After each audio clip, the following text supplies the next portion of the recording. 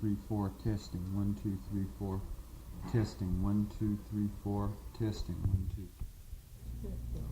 Probably I should.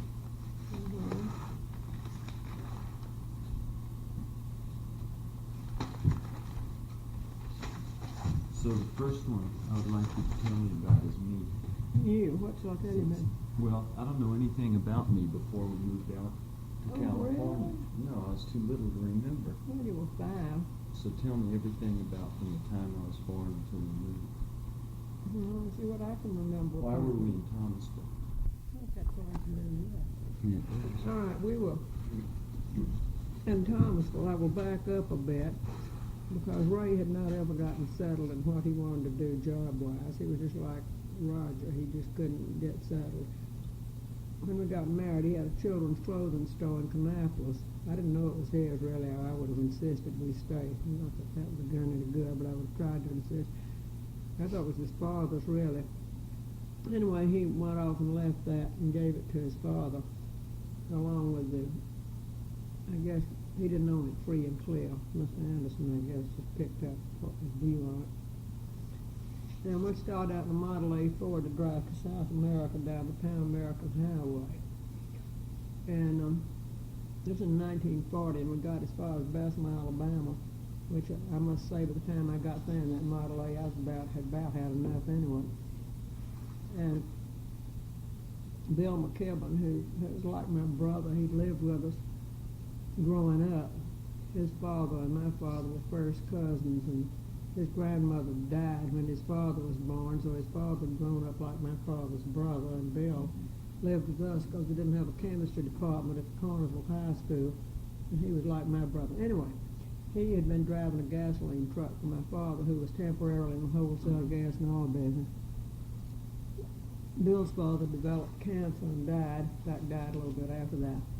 And Bill's mother wanted him to come back home. She reclaimed her son because actually they owned half the property in Middle Tennessee and had a great many business interests and whatnot, and she needed Bill. So my mother asked Ray if he would drive the gas truck for a while. He could take a little break since he wasn't doing anything else. So he did. And we rented a little apartment in Bessemer, and I just loved it because all my friends were there, and we had a Chihuahua dog, and we had a grand time. I just loved it. But one night, coming home from a cotillion club dance, Ray went to the post office, I believe this is the way it was, and announced he'd applied for a job in California. And he was picking up something about the job in California. In other words, I remember we stopped at the post office, and that's when I found out we were going to California.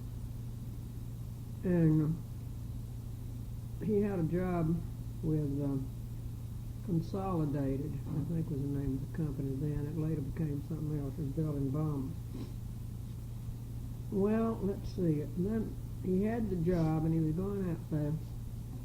And about that time, Pearl Harbor was bombed. I think he had the job just before because he was already put in some critical employment area or something. So he couldn't go into the army or they didn't take him or whatever. And so he gets on the bus and goes to California.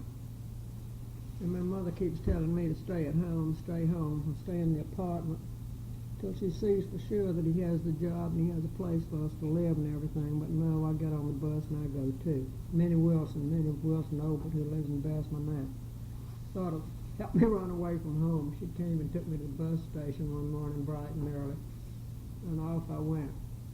And got to California, and Ray at that point had not started work because he had no security clearance.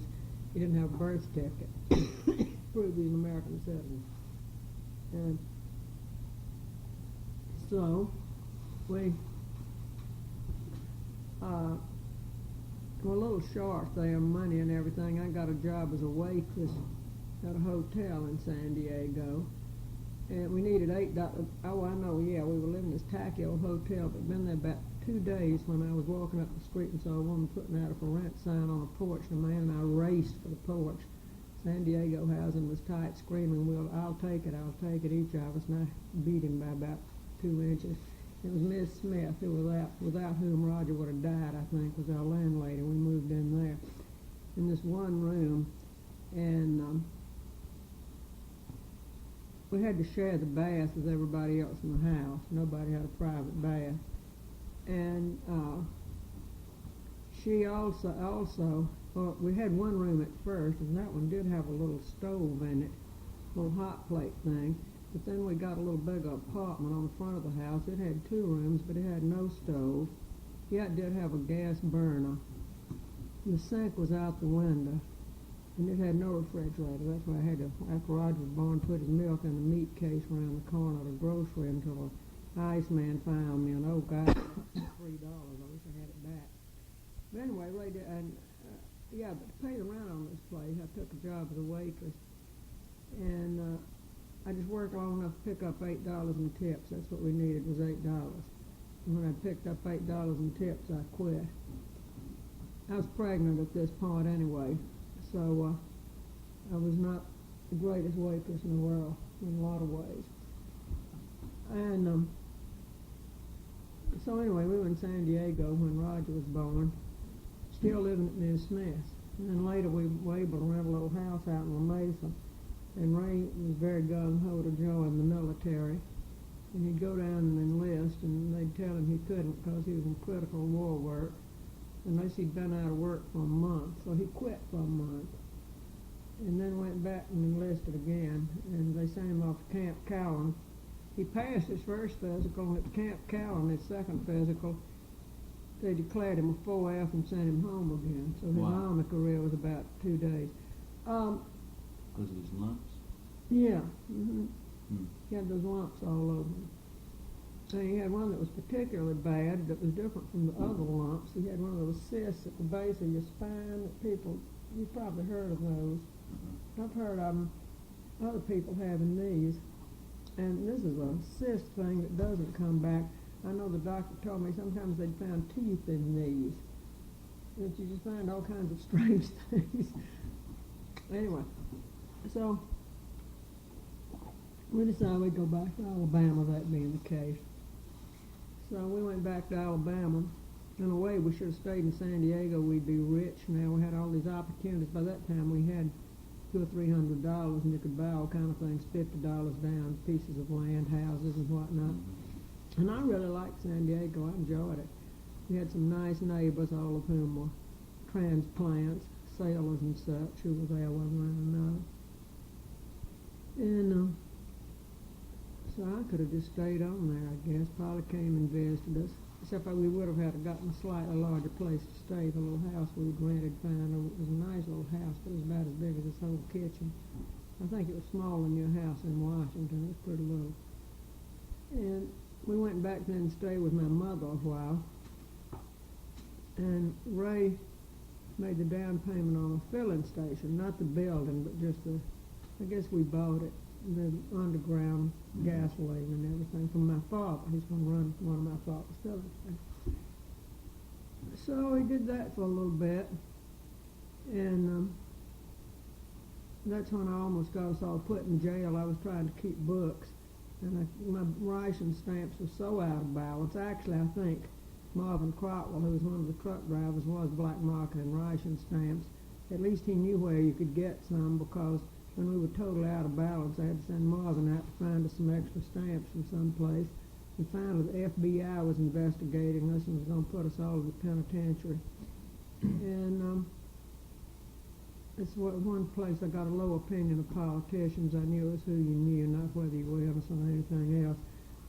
Bob Gwynn, who we all knew, his wife was in my bridge club and everything else. He was big in Democratic politics, and he called President Roosevelt, I think. He had all kind of pictures of himself with President Roosevelt. He always claimed he called President Roosevelt from time to time. I don't know whether he did or not, but anyway, he called somebody and they just skipped the whole thing and let it go, and that kind of burned me up. I kind of thought, you know, if we were guilty, we ought to go to jail, and if we were innocent, which we were, it was just my dumb bookkeeping, we should be able to prove it. But anyway, so much for that. So we continued in the gasoline business until about the time Susan was born, living at my mother's. And I didn't like that too well. I mean, it was all right, but you know how it is living in somebody else's house. You found out about that. And we rented a little bitty teeny weeny house, even smaller than one in San Diego, but about that time my brother was killed in a wreck. That's just when Susan was born. So we took a notion that my mother would be too upset if we took Roger away from her, because she and my father just doted on Roger. It'd be a bad time to move him out. I'm not sure. Maybe they'd have been glad to see us go. I don't know. So we stayed on that till after Susan was born. And then Ray decided he wanted to go to watchmaking school. I don't know what had happened to filling station by then. I have no idea. Somehow or another, we just didn't have it anymore. And so he went to Memphis to watchmaking school. Meantime, I'd been working for Birmingham Post. I've forgotten where that came in. I know when Susan was born, I quit. And Mr. Mills told me they'd give me a leave of absence and I could come back. I was the assistant city editor. I was going great guns. I was assistant city editor, and he tried to make me editor of the family section, as they call it now. Then it was called the women's section, because he said he needed more inventiveness and more. He was a forward thinker. He could see it being the kind of section it did become instead of just a lot of weddings. And I said I didn't want to do that, and got Naylor Stone, who was my boss, the city editor, to go tell him he couldn't let me off the city desk. But I was doing real well. So Mr. Mills begged me to come back when Susan was a couple of months old. Again, probably I should have, but I said, no, I want to stay home and play with her, so I did. And Ray went to watchmaking school. And then when he got back from watchmaking How school... long was he there? I don't know, 2 or 3 months. Seems like, I don't know how long he was there. I have no idea. How do you pay for it? Well, I guess maybe we had saved a little money in the filling station transaction, because then OEM, we'd gone through another little episode when he was going to run a Negro theater, a portable one. This reason I can understand Roger's constant restlessness. It's hereditary. This was not too bad an idea, except... Now, wait a minute. I can't hear you. It's not recording.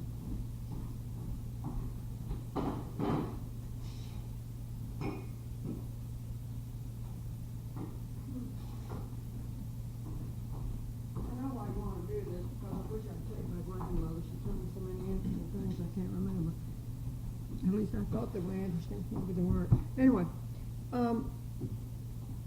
there were a lot of little mining communities out around, but not too many Negro theaters. There was one in Bessemer and some in Birmingham and everything. But Ray had this notion that he'd rent films and take them around out and show them. I believe he was going to have white theater too, depending on the community.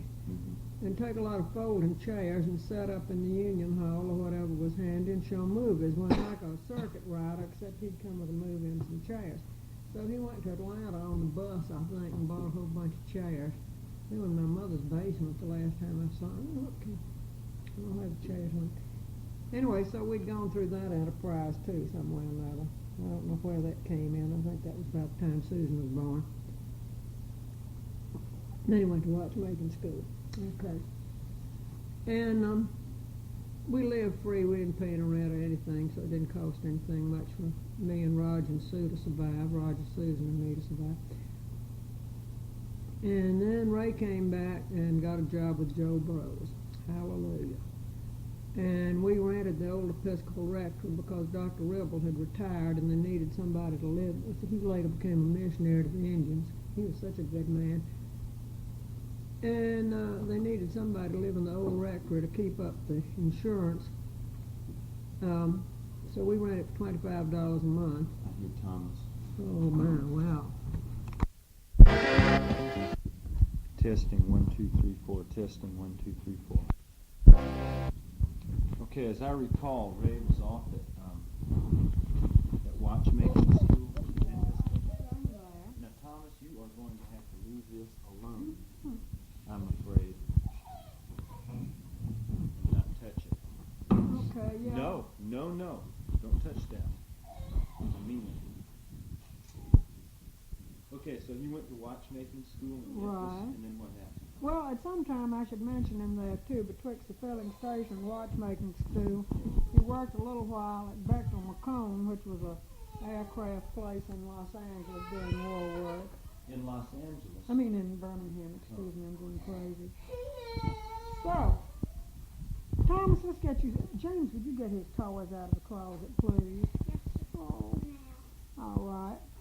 And, so, came back from watchmaking school, and he got a job at Joe Bros, which was a stylish jeweler in Birmingham.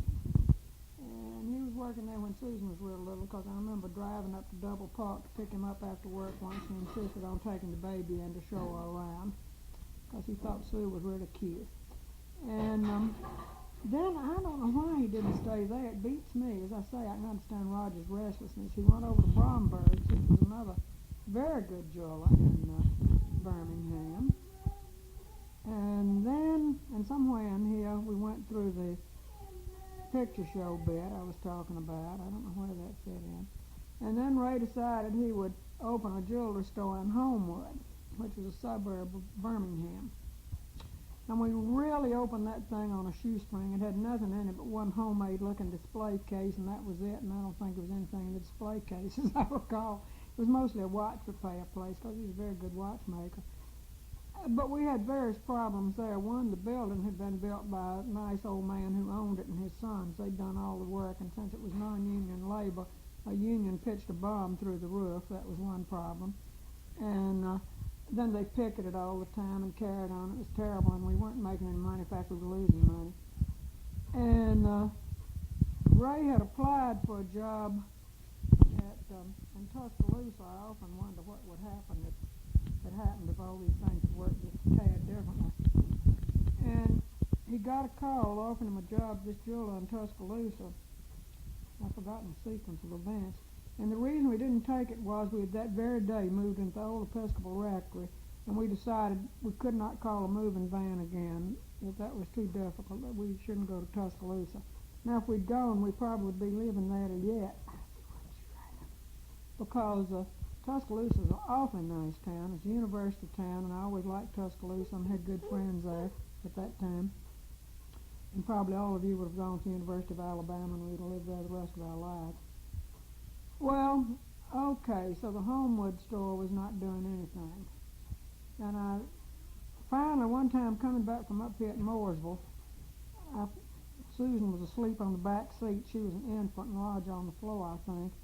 Ray and I discussed it and finally concluded we were really going to starve at the way things were going, that it was really a big mess. So, I don't know how he heard about this job in Thomasville, Georgia, but anyway, somehow or another he took a job in Thomasville, Georgia at Moon Jewelry. And that was just before you were born. And this turned out to be a very rough season, because he went down to Thomasville, and I had to pack up and move out of the apartment we'd rented from Dr. Pope. And move. Oh, well, we'd moved up to this other place in the meantime. Belonged to a good friend of my parents. Where were your parents all this? They were living in Bessemer, Alabama. My father had a wholesale gas and oil business there. Very prosperous, I must say, very. And a house full of black help and everybody petting the children and everything, living it up. Although, well, it wasn't until after we moved. My father sold his business. But anyway,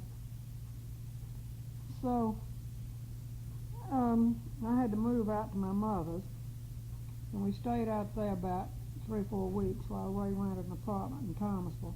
And then we packed up again and moved to Thomasville. And Roger was 6 in the first grade, and somebody told him if he changed schools, it was a month before school was out, he'd fail and have to do the first grade over. Some fellow student told him this, who knew all these things.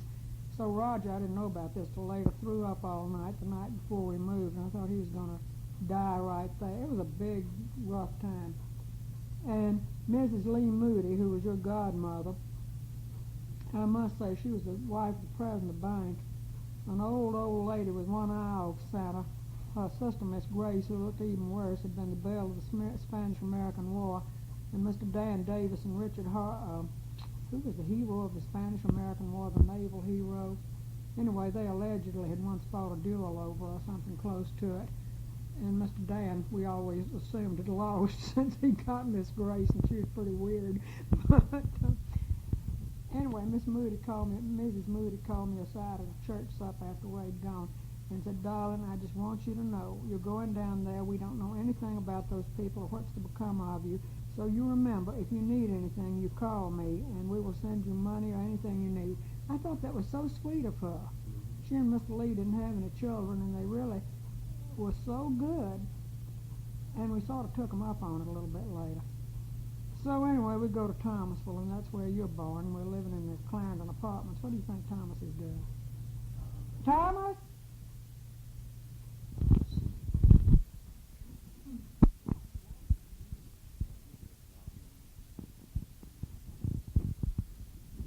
Well, anyway, we moved to Thomasville, and Ray worked for me and Julie. And we lived in that apartment. We were living there when you were born. And that was pretty exciting. We went to the hospital in the middle of the night, and on the way, Ray stopped to get a Coca-Cola because he said he was so thirsty. So as a result, you were almost born in the car. Of course, Roger had almost been born in a police car, so that wouldn't have been anything. And I told the doctor about how I got to the hospital literally before the doctor did. When Roger was born, I was so late getting there. And when Susan was born, she came nearly being born on an elevator. And so when he said, they called and said Anderson said he put on his pants before he hung up the phone and started running to the door, and at that he barely made it.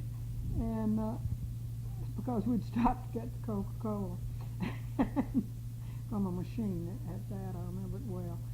And we'd left the apartment door open and asked the neighbors across the hall to listen for Roger and Susan and see if they did anything unseemly, just leave them there by themselves. Roger was 7, and I felt like he was old enough to take care of anything. James's age. I left him to keep house while I went to have a baby. And so I came home. I stayed in the hospital one day. That's it. You were born seemed like 3 or 4 one morning. And I guess I stayed in the hospital all that day and came home the next morning. I was so amazed that the police went to the hospital to call on me. And they said I'd gone home, and he came to our apartment, and I was downtown, because I'd had to go down and run some errands when you were 3 days old, I think. And this amazed people, because people used to not do things like that then. And you were really sick, though. You kept having diarrhea and don't put it off. And digestive upset, just kept on and on. And Sue and Roger had chicken pox. Thomas, no, leave that eye alone. And Ray's daddy came to visit us. And so it was pretty exciting. And and I don't know how Mr. Anderson stood it. I think he left before they broke out. No, it was mumps. Roger and Susan had mumps. And you weren't doing well at all. And when you were a month old, I decided to take you home to my mama's and see what could be done. And Ray was going to drive halfway, and my mother and father were going to drive the other half and meet us in some little town. And when we got to the little town to meet him, I realized I'd left all your clothes at home. I didn't have a ride for the baby to put on, except about one diaper I'd had in my purse or something. So I went in the drugstore and bought paper diapers. They weren't as nice as Pampers. They were more like paper towels then. They just invented them. And so then when we got to Bessemer, Isabel Millsap, who had just adopted a baby, she was one of my dearest best friends, lived next door to us and everything. I helped her with her romance when, in fact, Ray and I went to see them when we went down to Bessemer the other day. And they'd lived had shared a house with us at one point. Anyway, I called Isabel and she brought me Mike Millsap's undershirts and nightgowns, some of them, and you wore Mike's clothes. And I saw Mike and didn't know it. When we were going in J.C. Curry Company to speak to his daddy, I said, "What's Mike doing?" He said, "He just passed you going out the door." And I don't know what he looks like because I haven't seen him since he was a month old to know who he was. Anyway, so you wore his clothes so Ray could send some up there. And you began to really flourish and do better, and I think it was from sitting in all the Fitch's laps, because my mother used to say that a Negro could calm a baby and calm its digestion and get it to sleep better than any white person alive, that there was just something about their voices that really soothed the baby. And I believe it was true. Just had worked wonders. And when we got you back to Thomasville, one graduate nurse who lived in the apartment in which we lived said that she'd never expected to see that baby alive. How long did you stay in Alabama? Oh, about 3 weeks. And that you sure had chirked up. And so, while you were about learning to walk, we bought a house. It was $500 down and $50 a month, including taxes and insurance. I don't believe it was 50 a month. Maybe it was 25 a month. It was cheap, but the whole house was $5,000. It was out on Clare Drive, and this old woman lived there with them, who had, I guess, had to sell it, perhaps an emergency. And so we got it for a good buy. And this is where the Moody's came in. I called Mr. Moody and told him we didn't have any security or anything else, but would he lend us $500 just on my word of honor? So he said certainly. And I'm sure the bank didn't lend it to me. I'm sure it was Mr. Moody who loaned me the money. What happened, darling?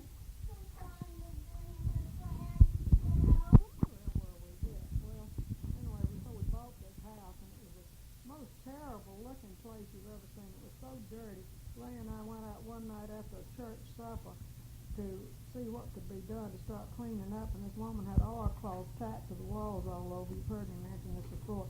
And when we pulled it off, there was about a half an inch of grease behind the oilcloth with bugs embedded in it all over the house. It was just awful. And so we had a neighbor in the apartment, Bud Haggerty, and he and his wife had a baby about your age. So Doris Haggerty and I packed a picnic and took Roger and Sue and the babies out to play in the yard while Ray and Bud painted our house and cleaned it up. And actually it was a really nice little house, and the thing's still standing. And if we'd kept that thing, well, we made a lot of improvements while we were there. We added a room, had the front porch turned into a room. It was still not much of a house, but it's pretty lot. We had all these pecan trees, and we had little bitty pine trees that are now forest giants. And you and I planted lots of flowers. You used to like to help plant flowers. That's where you mashed your finger in the chair. You said you remember that, yeah. And whoever has it now has some property that's worth an awful lot more than $5,000. I don't know what you could get for it, because no matter what, it would still have a terribly small kitchen and terribly small dining room. In fact, terribly small house. But a nice neighborhood. And the Morrisons were our neighbors up the street. And Martha and Morrison, who had children Roger and Susan's age, just thought that you were the cutest thing in the world. And you'd go up there and play, and they were so good to you and really, spoiled you. But you were a real good little boy, and you played a lot with Roger's friends out in the yard. You've heard me mention they'd play cowboy and have you wheeling around on a stroller, one of those pre-World War II wooden strollers. You'd jiggity jog, and you'd be bouncing and whooping, and they'd be shooting at each other, and you'd be the stagecoach man. Cowboy and World War II were their favorite games. We had a compost pit back in the back, and they'd play World War II in that. And they were playing World War II down in the woods below the house when they broke the windows in Mr. Jenwright's tool shed, it turned out, and he thought there were drunks and vandals doing it, and issued some kind of warrant, and the police came and picked Roger and the Cub Scout troop up. And then Mr. Jenwright said, if he'd known who it was, he never would have done it. But it was just as well, because Judge Harper, who was also the junior high school principal, said the boys had to pay for any damage they did, and I guess they did. I've forgotten, because they were all real little. Okay, so we lived there, and things were still pretty close, though. And when you were about a year old, I guess, I had all you children up in Morrisville. I used to go up there every summer and stay as much as I could.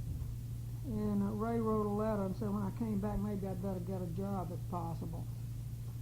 Because I really hadn't had, I'd had jobs off and on in Bessemer that had a weekly newspaper there, and I'd worked for it part-time, and I'd been able to work for it at home. I'd done my reporting at home, typing on the card table in the living room. And so that worked out, made $10 a week, $15 a week, something like that. And so when I got back, and previously in Thomasville, I'd kind of created a little kind of a job for myself, I think $10 a week. I'd worked up a local news program, which I did over one of the radio stations. I think I actually did it, or did I just sell them the news? I don't know.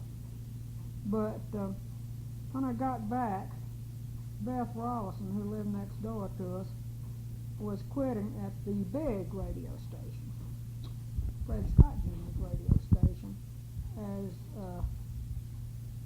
she wrote all the commercials and handled commercial traffic at the station. So I don't know what her title was.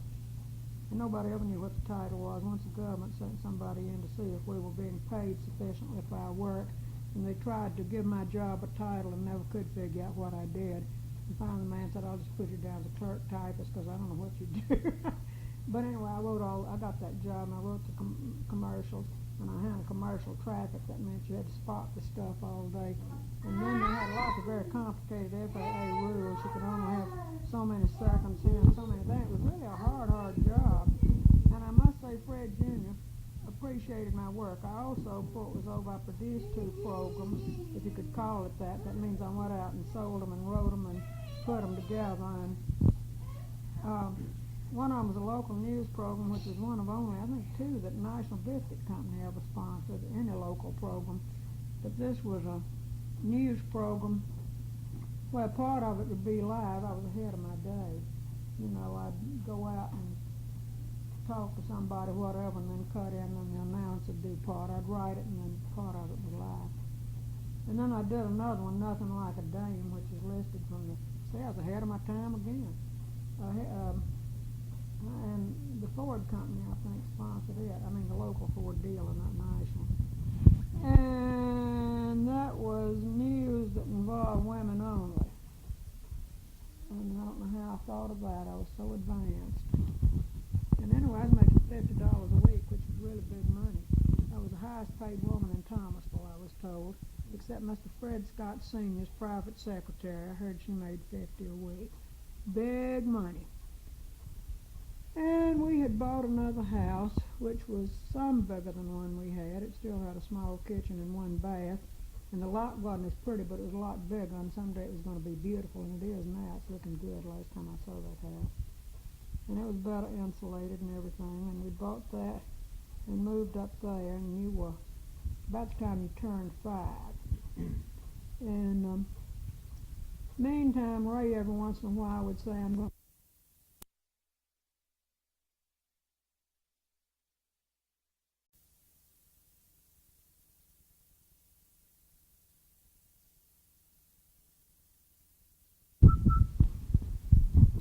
Yeah, and I think about in the middle of winter when you were 4, he'd been in touch with you in some way.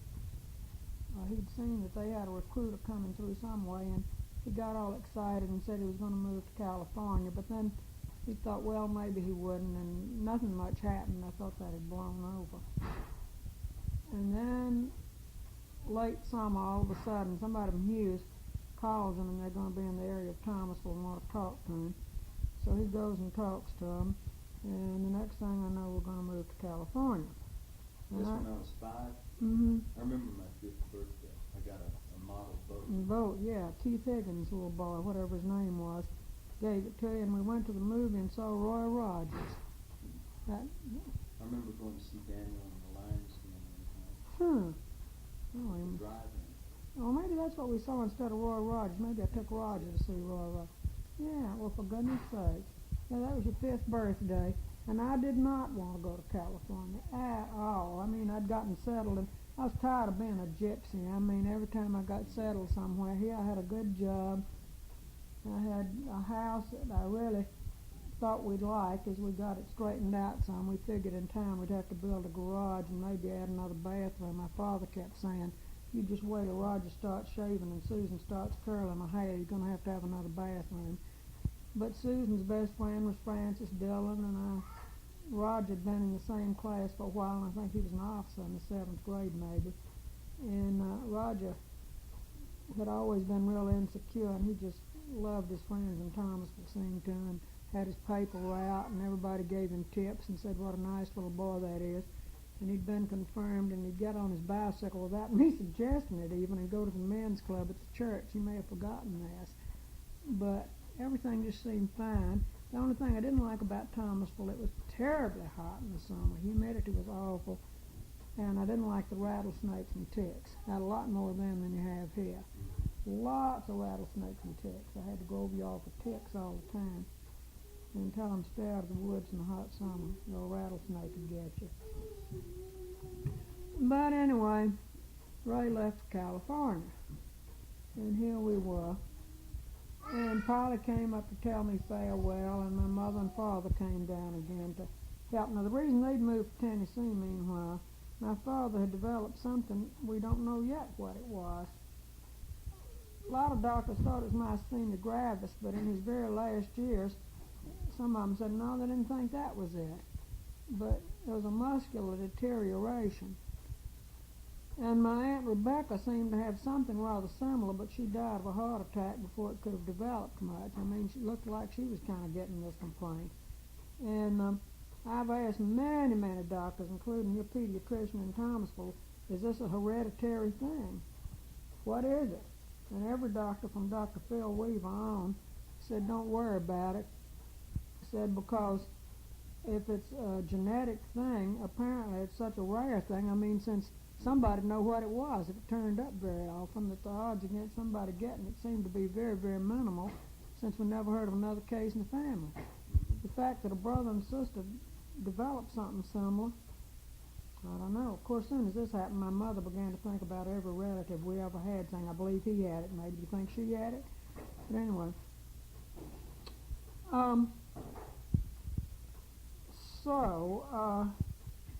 Where are we? Oh, yes. Well, so anyway, he'd sold his oil business, and they'd moved up to Mooresville.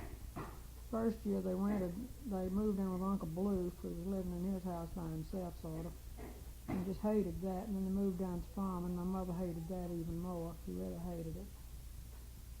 And then finally, as you know, they eventually moved into Lewisburg. But anyway, they came down to see us get off to California. Polly's there. All the staff from the station comes out to help us pack. Ed Bray, who was the star announcer there, and was so shy, really. He was kind of a spiteful person on the air, and everybody thought Ed was so hateful. And I loved Ed because I knew his trouble was he was insecure. He told me he was always afraid for someone to speak to him, because then he might have to speak back. Or if he spoke to them first, they'd speak, and then he'd have to speak back, and he never knew what to say unless he was on the air. On the air, he was just great, but person to person, he was terrified. But he really liked us, and he thought you were really cute. He had me bring you up to the station, and he had you call him Uncle Eddie. Uncle Eddie came out and took down the curtains. And we were getting all packed, and then I got a letter from Ray saying there's a haze of some kind in Los Angeles, and I may not like it there, and that if I don't want to come, he can get a job in Albuquerque. So I wrote him and told him, well, I don't know, whatever, just tell me something, because we're catching the bus. So my mother and father took us up to Mooresville. The moving van came, picked up everything, and off we put. We went up to Mooresville and stayed a couple of days to give the van a head start. And then they took us down to Pulaski and put us on the Greyhound bus. You remember that bus ride to Los Angeles? Big. You were 5, Roger 12, and Sue was 9. What's in your mouth? What's in your mouth? Stick out your tongue.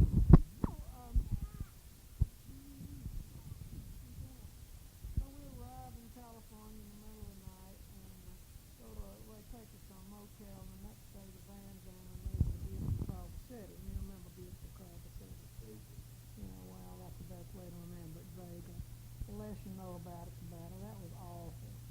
That was a terrible place.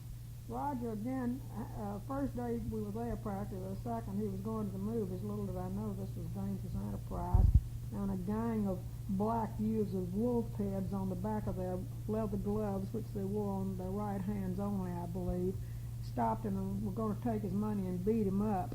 And some white man driving by, as I recall, Roger told me, made a U-turn in the middle of the street and came over and rescued him. That was just the beginning. Roger saved his money and bought a bicycle, and it was promptly stolen. And then we got that one back, and about 2 days later somebody stole all the equipment off of it, including the wheels. Roger had a paper route. How I let him have a paper route in Culver City beats me. Except he'd always had one in Thomasville, so I assumed this was all right, and it was good for a lad to have a paper route after all. Harry Truman or someone had one, Douglas MacArthur or somebody. And shortly thereafter, one of his customers tried to seduce him. She was a divorcee who lived across the way, and she'd make him come in and wait till after dark before she'd give him the quarter for the paper or whatever, and ask him to go to the movies with her. He's 12 years old. Maybe he's 13 by then, I don't know. And it was a bad place. I hated it. And I went to the PTA meeting, and nobody there spoke English. And the man sitting next to me, some spoke high Brooklynese, I guess, but I didn't understand. And the man says to me, "But don't you speak Hungarian?" No, I didn't. Everybody else there was speaking Hungarian or something funny. I was really miserable in Culver City. Ooh, I hated it. And when we moved out of our apartment, Roger's two best friends he'd acquired there, Sheldon and Mel, two really pretty little good little Jewish boys whose fathers owned all these ugly apartments up and down, except the one we lived in, came over to help us, and I said, "Fine, you can scrub the floor." Well, they'd come to write on the walls. I said, "What?" They said, "Well, their father's tenants, every time they moved out, always wrote on the walls." I thought, well, we're not doing that, so we didn't. And then we moved to Manhattan Beach, and we know it from there. Now what do you want me to do? Did I go to kindergarten?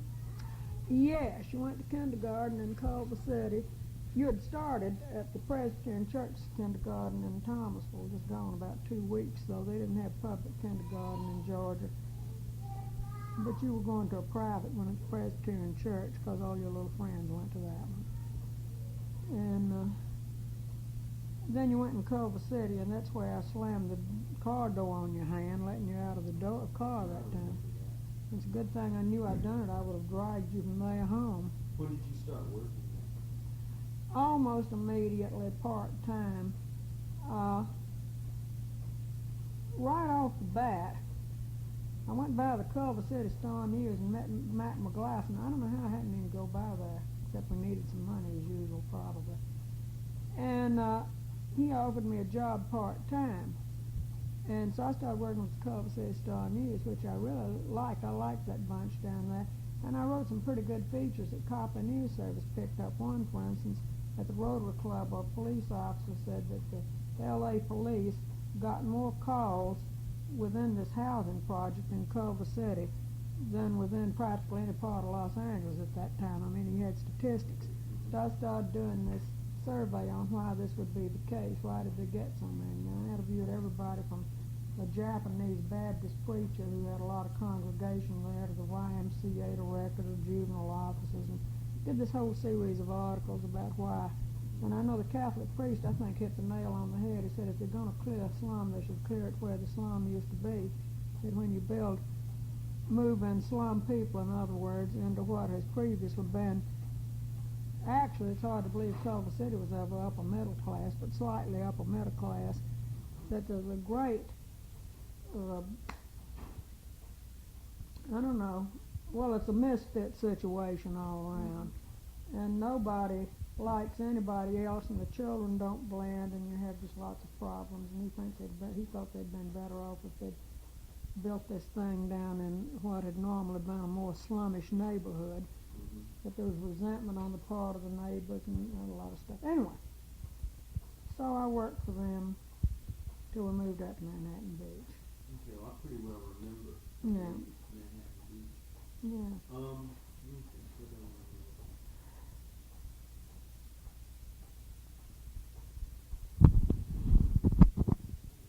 I remember one time, I think I asked about this before. I was under the impression that the motor fell out of the car once. Or something one time fall out of the car. Well, you weren't with us because before you were born, Roger and I were, one time when Ray was fixing watches at home during some of our various fits and starts and decimals, it was just before Christmas, late in the afternoon, cold and getting dark, and he tells Roger and me to go to Birmingham and get a watch part. And we're driving to Birmingham, and the battery falls out of the car. We're coasting downhill. Here's some go clunk, look back, and there's the battery. Yeah, I don't even know how we got home. I remember it was getting dark, though, but I can't remember the motor falling out with you That must around. have been what? Someone probably told Yeah, probably I think Roger so. when the motor Yeah. fell out. It was the battery. Tell me about Lily Mae. Oh, Lily Mae. Well, Lily Mae, before I started to work, my idea of heaven would be to have somebody to keep the children an hour or two in the afternoon so I could go to the grocery by myself or do something like that, or go play bridge or something. In Bessemer, I belonged to a bridge club, and I belonged to the junior service league, and I belonged to a lot of things, and I enjoyed my social activity. And so Mary Dillon was searching far and wide for somebody who could help me have noon. And she suggested that I call the Negro High School and got a high school girl. So I got one named Axis. And Axis would come a couple, 3 afternoons a week and just keep you all. But then I've forgotten how we got so affluent we decided to get full-time help, and I think Mary Dillon found Lily Mae for me. And Lily Mae was fat and just great, and she cooked our lunch every day, and she tended to you, and she was just crazy about you. She wanted to go to California with us, so. Nell loved Roger, but Lily Mae loved you, and Viola was Susan's nurse. I was the one saying, you ain't gonna whip spank Miss Susan. Miss Susan don't even want to hear about spankings. But I'd come home from work and hear all this music pouring out of our house. We had a $25 pink piano, and there was another Lily Mae that kept the little boy down on the corner. And she'd bring her little boy up, and she played the piano. If we'd taken her to Los Angeles and I'd been her manager, she'd have been a smash. And she'd be playing and singing, and the house would really be rocking. And Lily Mae had a husband named Fess, but he lived with the lady next door. I never did know the lady next door's name, but Lily Mae always spoke of Fess and the lady next door.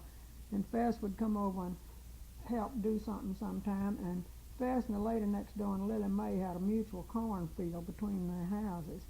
And Lily Mae bring me corn that Fess and the lady next door and she had raised in their joint crop. I found out there'd be no place she could live, and within miles and miles of us, and she just hated. And we went by to see her the first time or two we went home, and then finally she died. She didn't have any children, which is very strange. Most nurses and such had several. Thomas, I was speaking of children. I think you need clean pants, maybe.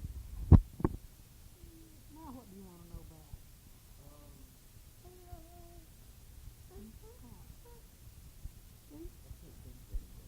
Is there anything you can think of about me that I should know about from before I can remember?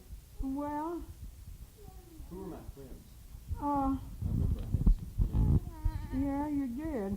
But the odd thing is I can't remember their names. I remember the little boy whose nurse was Lily Mae. Rob Wilson was your friend, sort of. I don't know that you really... No, he was right. I can't straighten this out in my mind. I believe Rob was more like Roger's friend. Andy Van was one of your friends, because he was your age. Let's see, who else? You know, I can't remember who your friends were in Thomasville, but you did have some, because... Oh, yeah, Rob Wilson's little brother was the one that was your friend. I can't think of his name. Rob was Roger's age. I remember there's one who lived across the street. Oh, Tommy Porter. Sure, Tommy Porter. And Mr. Porter was the Y. secretary at the Y, yeah. And then later he was an advertising salesman at the radio station where I worked. Oh, sure, you and Tommy were great friends. And I took you to the Y to try to teach you to swim. And you kind of did something. One night you swallowed so much water you began to shiver and shake. You remember that? And Mr. Porter said for us to give you a lot of bread and butter, which we did. And then one time we thought you were going to die with something like the croup. You took a cold, and during the night you just almost choked to death. I heard a baby up about Thomas's age up in the pediatric ward at the hospital the other night when I was with Katie, and I was reminded of that night, that poor baby coughing and coughing and coughing. And then you could call a doctor and he'd come on the run. So Dr. Morton was a pediatrician, and he came in the middle of the night, and he stayed out there for an hour or two and gave you whatever. And we had to put a pan of water on a hot plate in the room to keep steam going. And he finally gave you a sedative, and you slept nearly all the next day, and finally got up and just waddled out in your little blue nightie, so sleepy. And another time you were pretty sick. You and I both got something like intestinal flu, except I recovered. I remember sitting in that Sleepy Hollow chair Roger has. I couldn't lie down because I had to stay up and tend to you. but I couldn't sit up straight either, and I was sitting there just wrapped up in a comfort, so sick at my stomach I was about to die, and you were so sick all over the place, and I recovered, but you just kept on and on. And Dr. Morton said, well, there was some kind of a new drug out that would really be the thing. He thought would check that nausea, but we couldn't get any in Thomasville, so we called Rob Wilson's daddy, who was a wholesale drug salesman, and he said he'd get us some from somewhere, which he did. But in the meantime, Dr. Morton said, give you Coca-Cola syrup, that had a lot of the same stuff in it, and we'd give you a teaspoon of Coca-Cola syrup often again. And Lily Mae just nursed and doctored you, and I did. And let's see what else. Of course, you remember your little police tricycle that had a red cowboy hat. You got that same Christmas, and a guitar, and you liked your cowboy hat so well you slept in it. And you slept in that for years. Well, no, I can't remember when you quit sleeping in a cowboy hat, when you went to college perhaps. I remember that vaguely now, going to sleep. Yeah, you slept in your cowboy hat. And you were always just a real good little boy, which amazed me. I credit that to Lily Mae kind of. I'll tell you, those black nurses really had soothing effects on children. You made your mind. I think maybe better than white folks do, but you never did give me any trouble at all.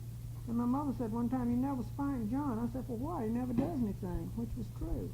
If he did, I didn't know it. You were just as I'd say, just a real pleasure to me. You'd help me plant flowers, and he was a good little boy. A good little boy, yes. And I don't know. That's all I know about you.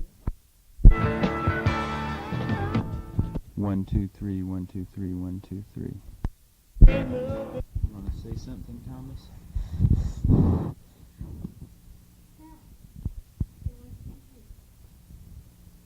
Say something. Say hot. Can you say hot? Say hot.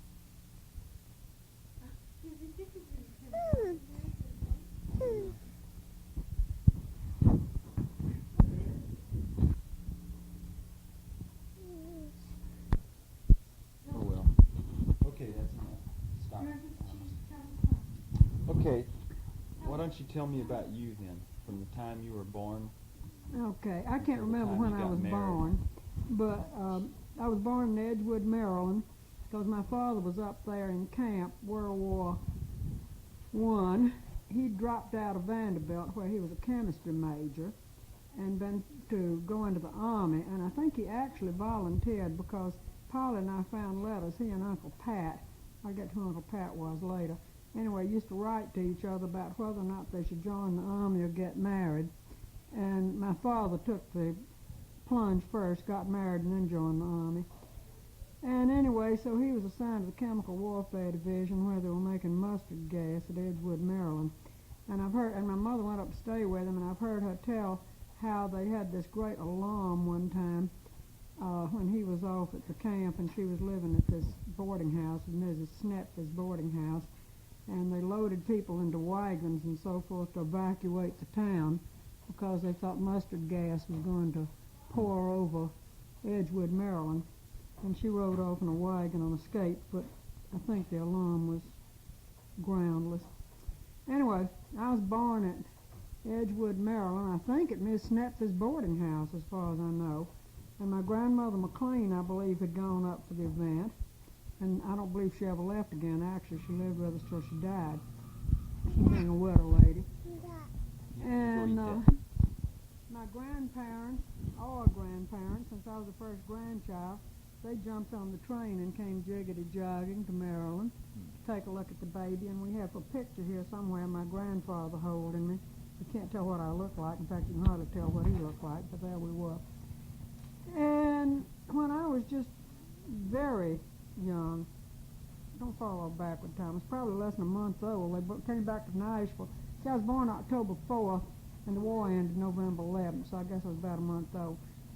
And I suppose housing was short, because it usually is after war, so my mother and father took an apartment upstairs in the house of a sort of family friend, not a close friend, of Mrs. Wilkes. And this was on South Street, right up where Music Square is now, but back then it was all these lovely big old red brick Victorian-looking houses. In Nashville? Mm-hmm. And my father had a job at one of the banks, and I can't remember which bank it was first. And we lived upstairs, and the John Roberts also lived upstairs, and they had a daughter who was about 15 or 16 at the time named Margaret. She came down to see me recently, and I can remember going down the hall. I just remember a few things about living there. I remember walking down the hall to the Roberts, and Mr. Roberts was, as they called it, a drummer, which meant he was a traveling salesman, and he always had samples there, and he had little doll blankets. They were little sample blankets, I guess, showing. And I'd go in, and he had little sample cakes of soap, and I can remember saying, "I smell soap." And he'd laugh and give me a cake of soap, and he'd give me doll blankets. Until I got married, I still had a whole lot of those doll blankets, and I wish I knew where they were. And Margaret would put perfume on me and curl my hair and so forth, and powder my face and play with me like I was some kind of a doll. I remember that, and I also remember that my grandmother McLean, who was still living with us, No, Mom, get out from there. would tell me not, I like to put on her shoes and clump around upstairs, and she'd tell me not to do that. I'd disturb Mrs. Wilkes. And I had a nurse named Minerva, who was a black lady, and we had a long board walk, plank walk through the backyard with a grape arbor over it. And I remember getting a splinter in my foot on the plank walk, and Minerva, I wouldn't let anybody touch it at all but Minerva, and she took me upstairs, and we sat on the upstairs back porch, and she got the splinter out of my foot. And I can remember one or two more things. There was a coal shed, I guess, at the back of the lot, because there was a pile of cinders and trash back there. And I found, I must have been Thomas's age, and was this a great thing for a child to play with, a broken jaw of some kind that had broken so it was sharp points on each end. And I played hammock with it, and I tried to catch ants and put them in the hammock. I remember sitting back on the trash pile doing that, and I don't think anybody ever knew I was doing that because I don't remember being grabbed away. And what else do I remember about that? I remember Uncle Pat and Aunt Ed came and lived with us a while, which must have been pretty crowded. He'd just come out of the army, too, and they were a bride and groom. Now, Margaret Jarrell, Miss John Jarrell here in town, is their daughter. Uncle Pat's mother was Virginia McLean, and she was Grandpa McLean's sister. And when my grandfather McLean died, Uncle Pat being, I guess, our oldest son, they sent him over to live with my grandmother McLean and my mother so they'd have a man of sorts in the house. So I think he was about 13 at the time. And he lived with them pretty much from then on, and so Mother felt about him like he was her brother, and that's why I called him Uncle Pat, though he was really our cousin. Well, anyway, Uncle Pat and Aunt Ed lived with us a little bit. I don't know where in the world they slept, I can't imagine. And another thing I remember, two or three other things I remember. A girl named Virginia Hamilton lived across the street. She was some older than I, but somebody in that house had scarlet fever, and Mother would never let me go in the Hamilton's house because she said there were germs all in there, and they'd get me. So I couldn't go there. And then a little girl named Mary Louise Bearden lived across the street, and her mother, I don't know whether she thought I never had enough to eat or what, but she would fix spinach with poached eggs on top and send over for my lunch, and I just loved that. When she'd fix Mary Louise some, she'd send me some, and I could play it to Bearden. Mary Louise was one of my good friends for a while. And I also remember, goodness, way back then, Mother was already very much involved in music in Nashville. She played in the Nashville Symphony at one time, and Gaetano DeLuca, who was head of the Nashville Conservatory of Music and son of the Metropolitan Opera, was a family friend and so forth. And I remember all these musical type persons would come over, and I guess Ms. Wilkes liked music too, and they'd sing and play and carry on downstairs. And I remember sitting on the bottom step, again, if I was as old as Thomas, I'd be surprised because before my brother was born. And I was sitting with Miss Susie Wilkes, who I think was Mrs. Wilkes' daughter, and she was a medical artist at Vanderbilt Medical School. This is before they had cameras that take pictures of your insides. And her specialty, she drew pictures of the greater intestine and all these things in glorious color and great detail. And we were sitting there, and she was drawing pictures of dead people for me. And I was very interested in that. And someone was singing, two or three people, I guess, was singing the Miserere of Trovatore. This is the first time I ever remember being aware of what it was. And I thought it was very pretty, and Miss Susie Wilkes told me the story, and she told me that, what was his name, Manfred or whoever was in this tower, and they were going to kill him the next day, and Leonora was standing beneath the tower singing, and he was telling her not to forget him when he was dead, and in the background there was a chorus of monks, and I began to cry, and I cried so loud they took me upstairs, and I've cried practically ever since. Every time I've heard that, I just love it. And I also remember the Ku Klux Klan riding by, complete with sheets and a burning cross, and they came galloping by on their horses, and I was sitting on the front steps, probably with Mary Louise Bearden, and I ducked under the steps because I think I was playing some little nigger child that day who told me those were ghosts, and so I was pretty scared about them. I remember that.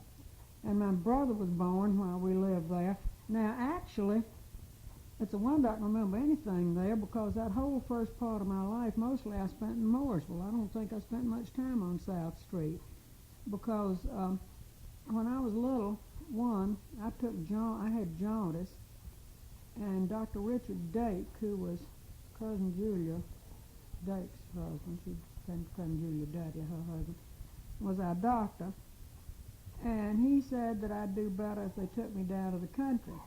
So I can remember, and I stayed down in Mooresville for about 2 years, almost all the time. Who'd you stay with? My grandmother and grandfather down there, and my grandmother McLean went with me. I mean, she stuck to me like sticking plaster. I was Grandma's precious baby. That's great grandma, Mm-hmm. and My grandmother McLean, you didn't know, she Mhm. died before Roger was that was born. grandma's mother, Mm-hmm. and she would go with you down. She'd and, go. And great grandma and great grandpa that I never knew. Were John, living there, or- John. Were there. Okay. And also Uncle Everett, who lived there, who was John Orr's brother, Everett Orr. Thomas Everett Orr was his name, and they called him Everett. He was named for his daddy, Thomas. And that's why I have such a fixation. I was absolutely the king of the mountain. I mean, everybody jumped to wait on me.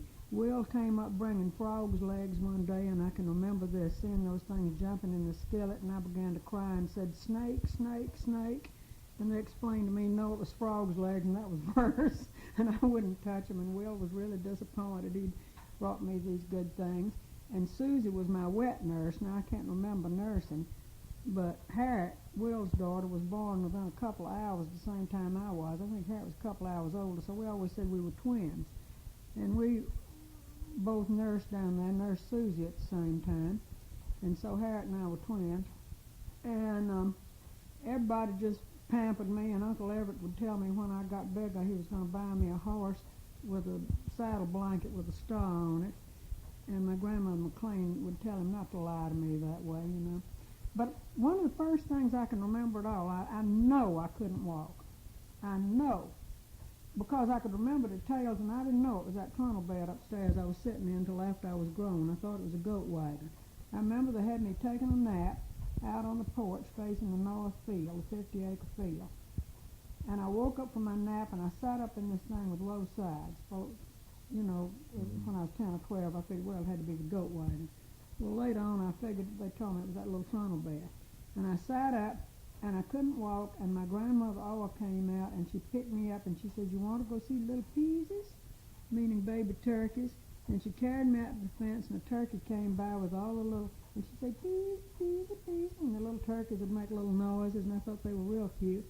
And my grandfather would carry me on his shoulders down in the orchard, and he seemed really big to me, and I think he was a pretty good-sized man. And he'd carry me on his shoulders, and we'd go all around the fruit trees, and that orchard was just great at the time, and he'd pick out just the best peach he could find or something and bring it back to the house for me to have special. One time after I could walk, I remember my grandmother took me down there and told me to hold an egg in my hand, and I did, and a little chicken pecked its way out while I was holding the egg, and that was really exciting. And what else? Oh, I did everything. I ran the place, and I know you've heard me mention this.